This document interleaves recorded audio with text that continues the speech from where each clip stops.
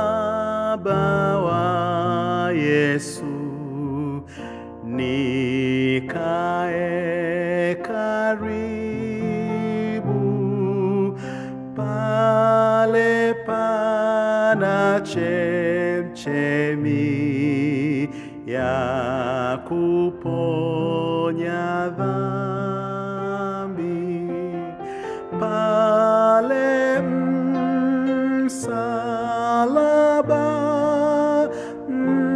msalaba wake, huo ni sifa yangu kwa maisha yote.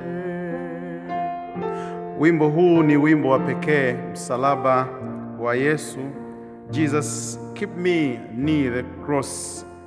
Wimbo huu tuni yake ilitungwa mwaka 1869 na mtu anaitwa William Howard Doane, ambaye alizaliwa mwaka 1832 na kafa mwaka 1915.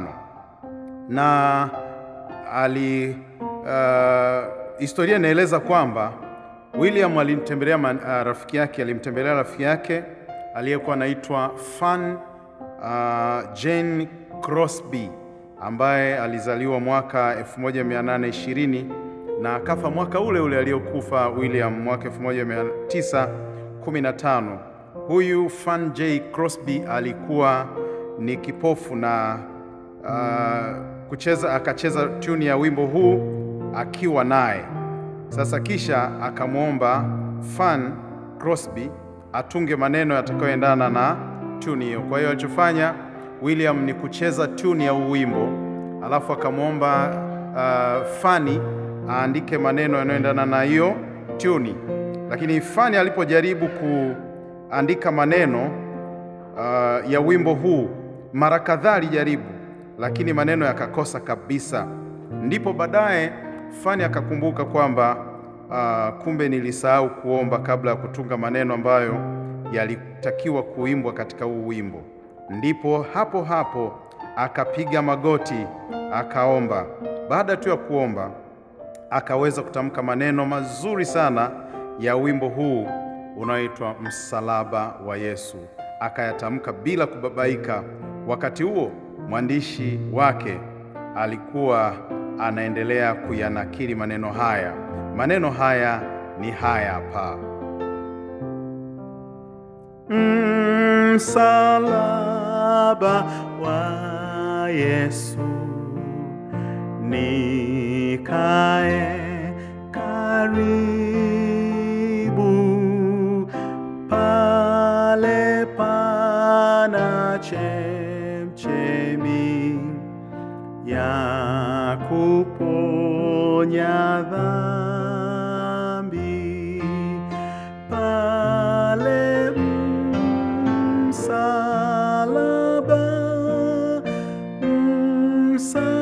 msalaba wake, huo ni sifa yangu kwa maisha yote. Karibu msalaba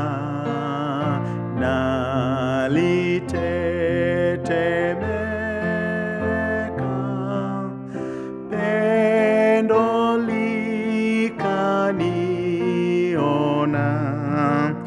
likanirehemu, pale msalaba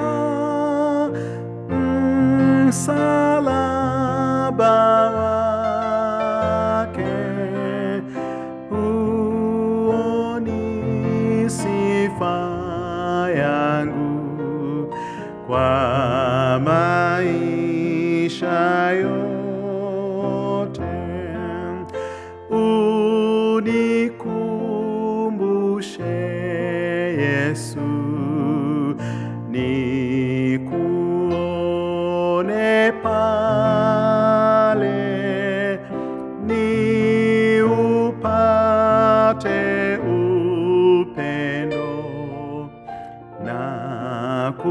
kuvutwa nao pale